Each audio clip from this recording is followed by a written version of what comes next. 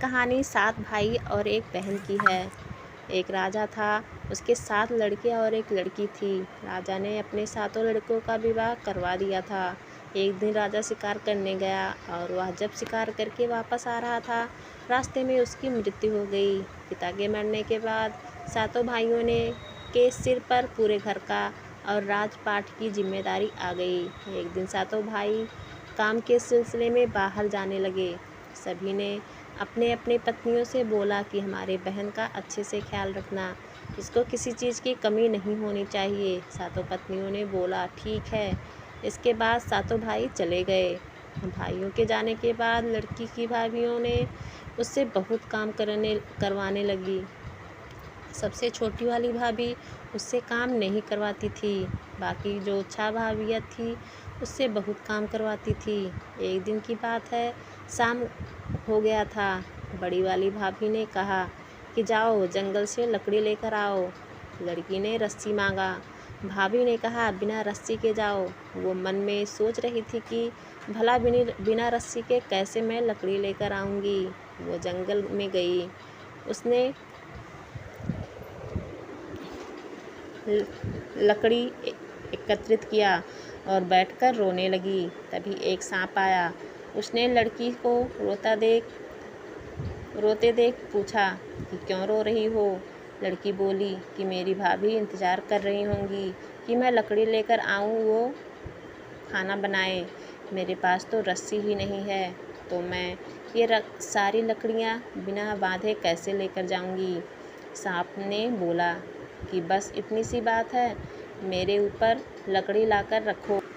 लड़की ने वैसा ही किया और सांप ने लकड़ी को लपेट लिया। इसके बाद लड़की फिर सोच में पड़ गई। सांप ने बोला कि अब क्या हुआ। लड़की बोली कि तुम्हें अगर मेरी भाभी देख ली तो तुम्हें मार देंगी। सांप ने बोला कि चिंता मत करो, मुझे ले जाकर आंगन में छोड़ देना, मैं नाली से निकल जाऊंगा।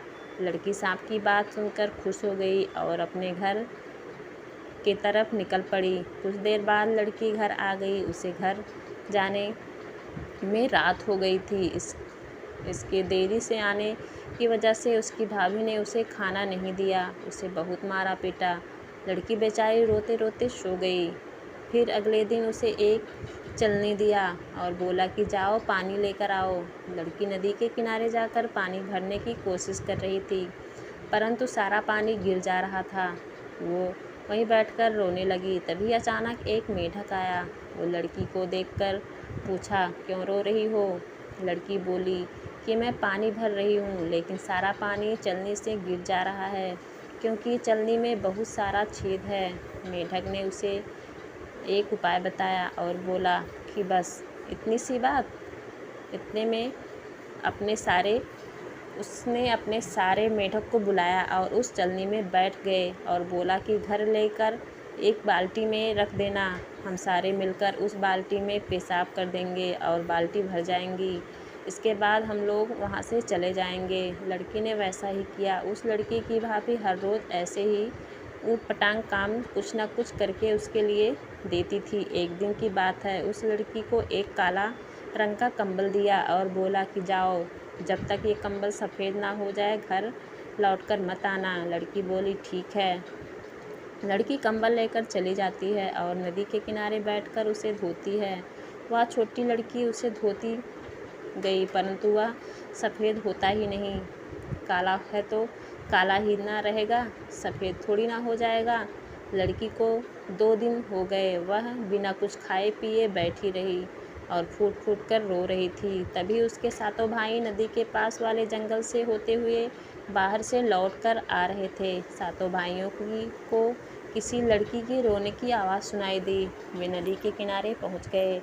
अपनी बहन को इस हालत में देखकर उन सभी भाइयों का दिमाग खराब हो गया और पूछा कि बहन, ये हालत किसने किया। उस छोटी लड़की ने सब कुछ बताया। उसके बाद सातों भाई ने बहन को साथ लेकर घर गए और बहन को बाहर ही कहीं छुपा दिया और बोला कि जब तक हम में से किसी ने आने यहाँ से नहीं मत आना। इसके बाद वो घर के अंदर चलने जाते हैं। सारी पत्नियां अपने पति को देखकर इतना खुश होती हैं कि पूछो मत। कोई पानी लेकर आता है, कोई पंखे से हवा देता है। तभी एक भाई बोला, मेरी प्यारी बहन कहाँ है, दिखाई नहीं दे रही है। तभी एक भाभी बोलती है, यहीं कहीं खेल रही होगी। तुरंत दूसरी भाभी बोलती है, दूध भात चावल खाकर वह यहीं कहीं खेल रही होगी। तभी एक पत्नी बोली कि आप लोग पहले खाना खाइए, वो आ जाएगी। एक भाई बाहर आता है और अपने बहन को अंदर लेकर जाता है और अपनी पत्नी से पूछते हैं कि यही दूध भात खाई है, अगर खाई होती तो ये हाल नहीं होता। मेरी बहन की क्या हालत हो गई है।